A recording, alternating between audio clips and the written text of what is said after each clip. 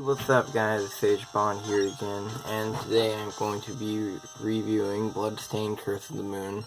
So this is without a doubt one of my favorite games on a Switch, and I'm going to be telling you why right now is because there's multiple characters, and it's basically a ripoff of Castlevania by Castlevania, and there have been all these ripoffs that are in the vein of trying to get the feel of the original, and a lot of them are made by the original guys, and most of them to all of them don't get it, but I'm proud to say this one did get it. And guess what? This one wasn't made by the original guy, so it got the feel and it wasn't made by the original, so that's all sad and bad, good maybe. But, a plus side, the, actual game, so this game is a prequel to a game which is, coming out. So this game is technically just all, I guess promotion. No, not promotion, it's actually a Kickstarter campaign goal that they did, I remember. And, they met it. So, you can actually, later this year in 2018, they're going to be releasing, I think, Bloodstained. It won't be Curse of the Moon, it will be Ritual of the Night. Yeah, it'll be Bloodstained, Ritual of the Night. And, that I'll be definitely getting. So this one, you can obviously see by now, if you're a Castlevania fan, that is in the vein of the 2D Castlevanias, which is very cool. I love the 2D Castlevanias. They're my favorite, besides Symphony of the Night. Number 4 is my favorite, then Symphony of the Night. I'm pretty standard. Only 2 I ever played, really. I played actually all the Nintendo ones. But this one, very faithful to the original. Has all the feel. In fact, if you remember at the beginning, it showed that veteran screen mode and casual. If you actually choose that veteran mode, what it does is it gives you lives and does not allow for infinite lives, and also allows for a throwback, which is just horrendous in like the original Castlevania, and reminds you about how bad those games were.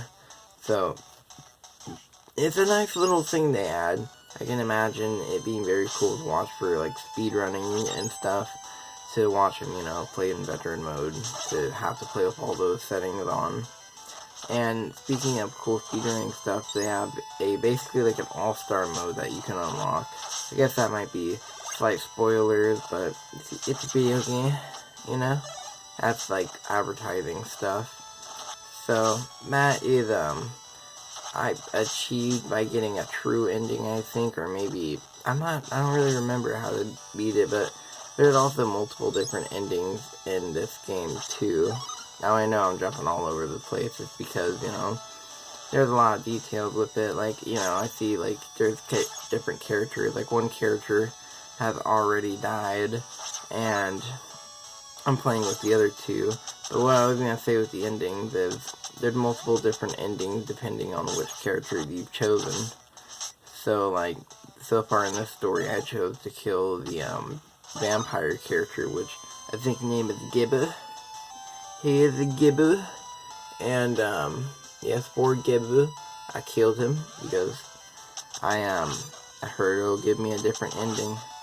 So we're gonna test that theory out. I mean, not in this video, but I will. It's not theory. I know it's for fact. I looked it up on Game Informer, or whatever game site you would go to and look it up at.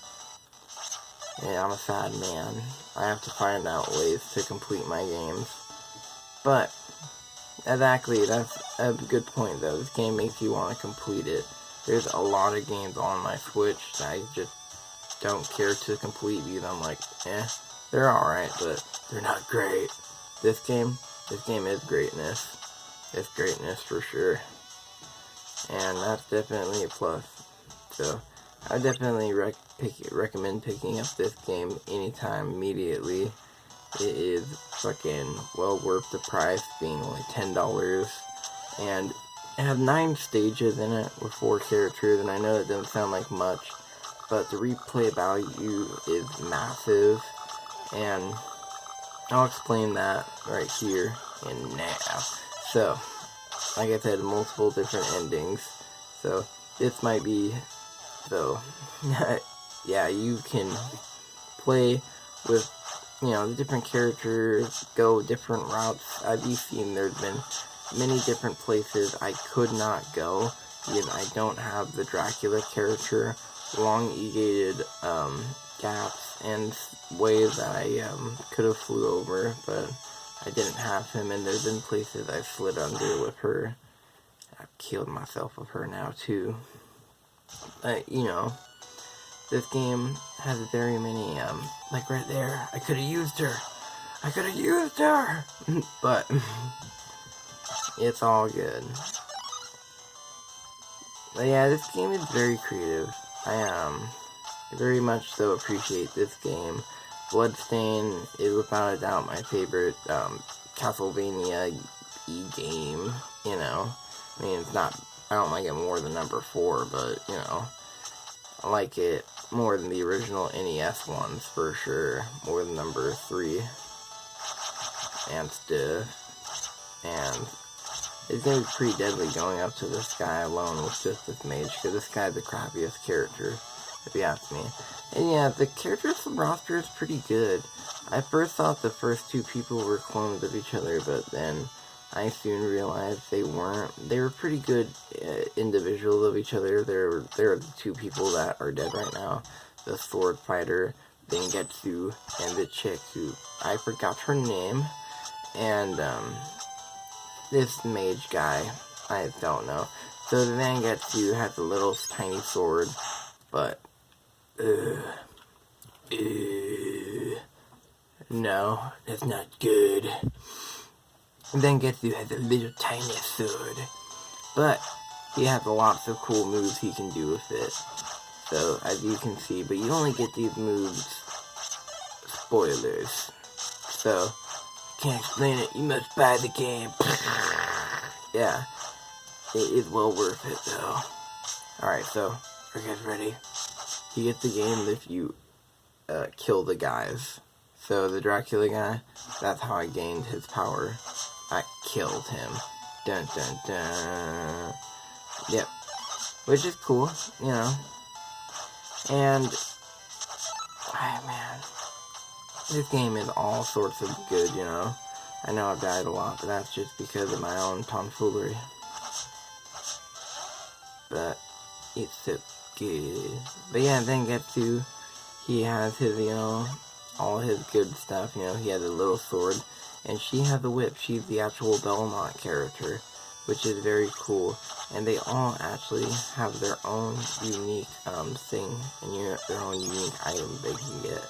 And this time in the game, replacing the hearts you would collect for the things, I mean the potions, you collect hearts now. Actually, I'm not sure. I'm so confused by this game. I'm sorry. Castlevania this. No. Yeah, in this game, I'm pretty sure you collect potions now to fill your gauge instead of hearts like in the original. You collected turkeys to fill your health, and you collected hearts.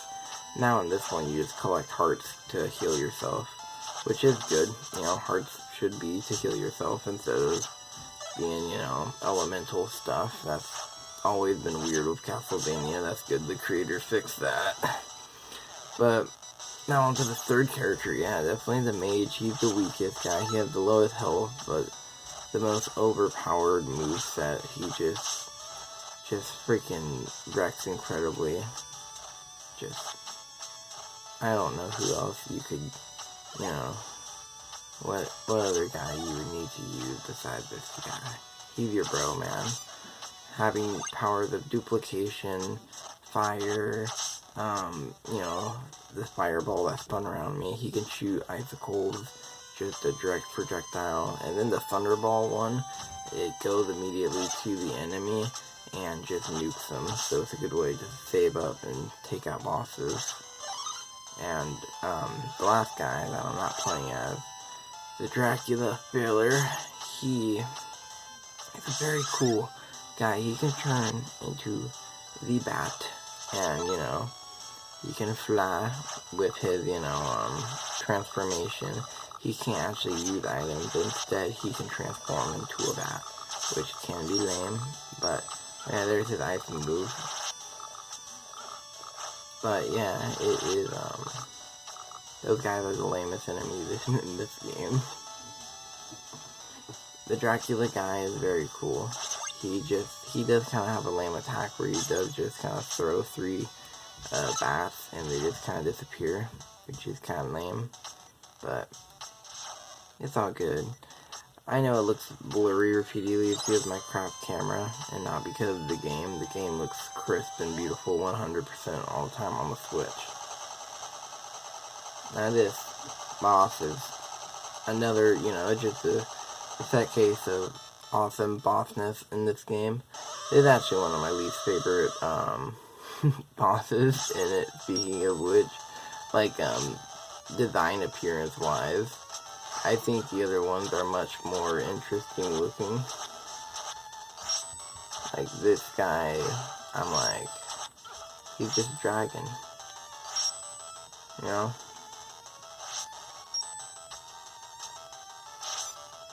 He's a dragon.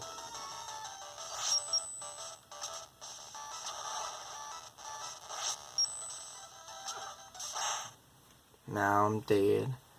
But yeah, in conclusion, Bloodstained is a fantastic game.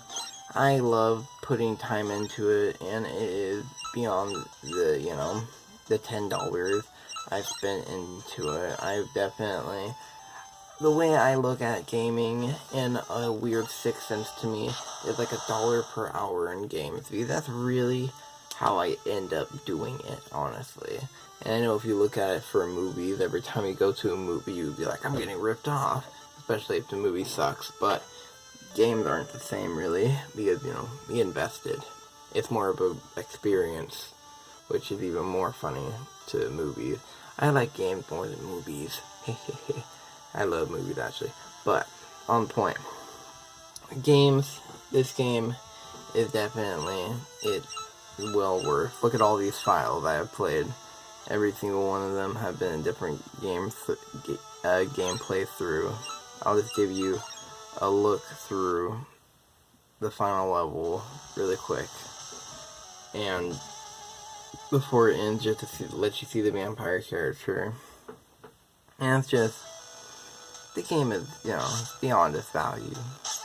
I am incredibly grateful. I've never bought an NT Software game before, but man, now they're on my radar.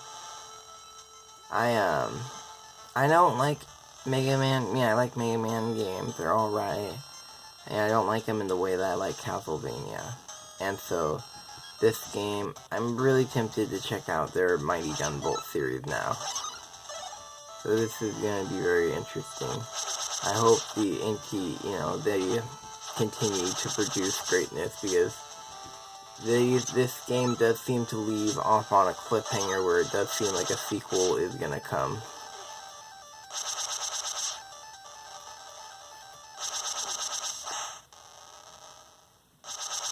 Oh man. All level the bad stuff happened there.